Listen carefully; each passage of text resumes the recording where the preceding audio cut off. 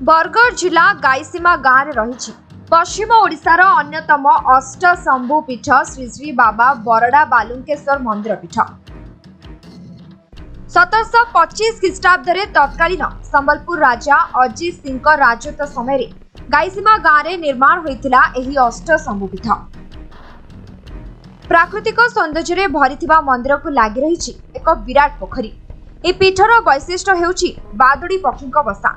पोखरी cooler बरगछरे हजार हजार संख्यार बादुड़ी झुलुथिबा देखि पर्यटक माने आश्चर्य होइथन्ति। बाबा बालुंकेश्वर मंदिर निर्माण हेबा पूर्वरु ए बरगछरे देवता सदृश बादुड़ी पक्षी बसवास करि आसुछन्ति। एही पर्यटन स्थल को आसुथिबा श्रद्धालु भक्त पर्यटक और ग्रामवासी सभी ए पक्षी सुरक्षा करती। शह शह वर्ष धरी बसवास करुथिबा एही बादुड़ी पक्षी जीवन एबे असुरक्षित होई पड़िछि। एही विरल पक्षी पई वन विभाग स्थायी सुरक्षा व्यवस्था करुनथवा बेले मंदिरर आनुषंगिक विकास अधा बाटरू बंद होइतबारु भक्त श्रद्धालु और पर्यटकक मध्य प्रबल असंतोष देखादिछि।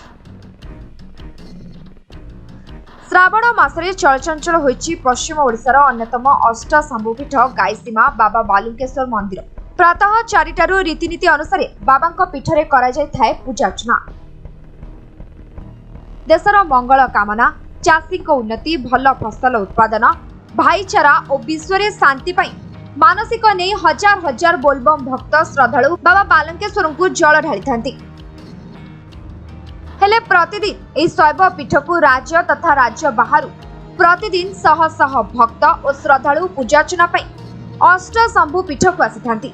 हेले एमानक पई ना अछि शौचालय ना अछि विश्राम गृह। 300 रु अधिक वर्ष हेब एही प्राचीन मंदिर निर्माण कर जायछि। 1990 मसियारे अष्टशंभु पीठ को राज्य सरकार पर्यटन स्थलर मान्यता दैछन्ति। हेले 27 वर्ष पर भी प्रकृति पर्यटन स्थलीर मान्यता मिलिनि कि एहार आनुषंगिक विकास एबे भी अपहंच दूरतारे हजि जायछि।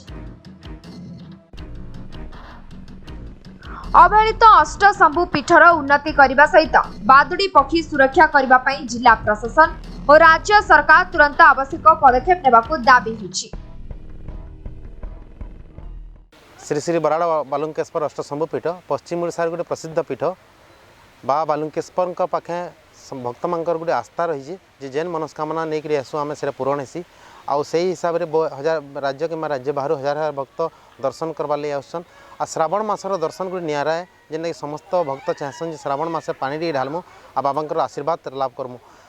आउ यही अष्टशंभु पीठ गोटे बहुत पुरातन माने 300 वर्षर पुरातन मंदिर जेनटा कि 1725 मसीह आमर मंदिर राजा अभय सिंह द्वारा माने तैयारी करा जायतिला। आसीचु आउ प्रत्येक वर्ष स्थली को आसू कारण ये बाबा पाखे आईटा गोटे पश्चिम ओडिशार बहुत प्रसिद्ध अष्टशंभु पीठ आउ बाबा मंदिर मनस्कामना बहुत पूर्ण हेसी। हेतिलागि आमे प्रत्येक वर्ष ये आसुचु किंतु जिते वर्ष है आसलुण ये कौन प्रकार सुविधा हेबार नहीं। आमे बराड़ बालुंकेश्वर मंदिर पूजक आमे प्रत्येक दिन पूजा पाठ करी आसू। जयमान मानकर शुभकामना निमंते पानी जल आम से आम पदार्पण करुचु एवं यही मंदिर किंवदंती है दीर्घ श्रीधर महापात्र बोलिक जड़े मंदिर पूजक थे 1725 ख्रीष्टाब्द एवं संबलपुर राजा जेते बेले जाउथिले से शंखनाथ सुनले। शंखनाथ सुनला मात्र के काଣା अच्छे बोलिक मंदिर को दर्शन करी आले। दर्शन कला समय रे से जे भी पूजक थाऊ श्रीधर महापात्र तांको फुलटे देले। बरगढ़ सुभाष चंद्र साहू रिपोर्ट समय लाइव।